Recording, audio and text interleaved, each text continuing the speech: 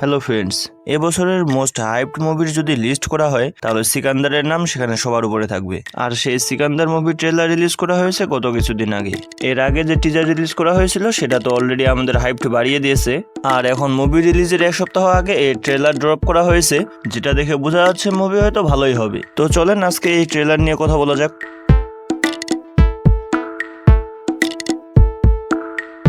আপনারা যারা south Indian movie দেখেন তারা হয়তো একটা জিনিস নোটিস করেছেন, তারা মুভি রিলিজের ঠিক 5-7 দিন আগে মুভির ট্রেলার রিলিজ করে, যেন মুভির হাইপ ক্রিয়েট হয়। আর এখানেও সেম ফর্মুলা ইউজ করা হয়েছে।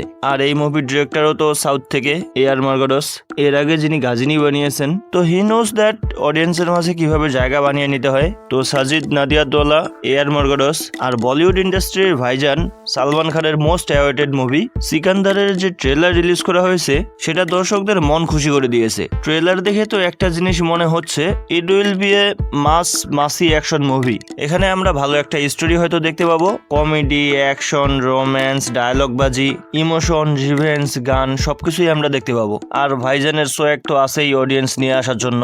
এই মুভির মাধ্যমে সালমান খান আর রাশমিকা মান্দানা প্রথম আসতেছে স্ক্রিনে। আর ট্রেলারের শেষে রাশমিকা মান্দানা যে গানটা গাচ্ছে লাগ যা গালে, এটা শুনে আমার কেন জানি ফিল হচ্ছে যে সে হয়তো এই মুভিতে মারা যাবে। কিন্তু এখানে আমার একটা কথা আছে, ট্রেলারে তারা যে লাগ যা গালে গানটা ব্যবহার করেছে, আমার মনে হয় না যে কেউ হয়তো এটা গাইছে।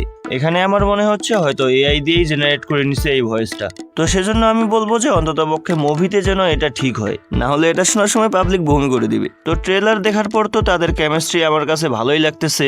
এখানে আমি সালমান খান আর রাশমিকা মান্দানার কথা বলতেছি।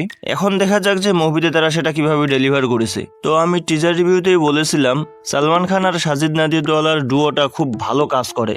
এখন পর্যন্ত একসাথে তারা যতগুলা মুভি বানিয়েছেন কম বেশি সবগুলাই ছিল সুপার ডুপার হিট। জুডুয়া, মুঝসে শাদি করোগি, কিক, এই সবগুলো মুভি ছিল সুপার ডুপার হিট। আর কিক মুভির পর এখন তারা দুজন একসাথে কাজ করতেছে সিকান্দার মুভি নিয়ে। তো এক্সপেকটেশন তো আছে যে মুভি হয়তো বক্স অফিসে ভালো কিছুই করবে। তো দর্শক সালমান খানকে যে ব্যাডেস ভাবে দেখতে চায়, হ্যাঁ সালমান খান তো ব্যাডেসই, কিন্তু আমার মনে হয় যে এখানে তাকে আরো ভালোভাবে ইউজ করা হয়েছে।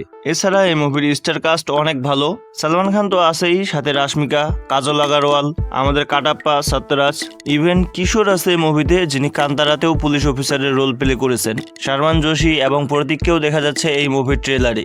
আমার মনে হচ্ছে যে মুভিতে ডায়লগ বাজি থাকবে অন্য লেভেলের। সালমান খানের যারা ফ্যান আছে তারা তো থিয়েটারে সিটি তালি মারবেই। মুভির স্টোরি সম্পর্কে তো তেমন কিছু বোঝা যাচ্ছে না, কিন্তু ডায়লগ বাজি থেকে কিছুটা আইডিয়া পাওয়া যায় he is something big from Rajkot. আর এখানে মুভিতে ভাইজানের কাছে হয়তো অনেক টাকা আছে, কারণ সে ট্যাক্সির ভাড়া দিচ্ছিল নাকি ট্যাক্সি কিনে নিচ্ছিল। তো আমার কাছে তো মনে হচ্ছে ইট ওয়াজ এ মাসি ট্রেলার, যেটা মাস অডিয়েন্সকে টার্গেট করে বানানো হয়েছে। তো আমার কাছে মনে হচ্ছে এই অ্যাকশন আর অবশ্যই সালমান খানের জন্য এই মুভিটা বক্স অফিসে একবারে কাঁপিয়ে দেবে।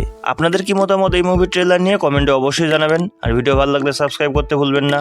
এছাড়া জয়েন হতে পারেন ইনস্টাগ্রাম, টুইটারে, ডিসক্রিপশনে সবগুলো লিঙ্ক দেওয়া আছে। This is Rivat Sarkar and you are Assam.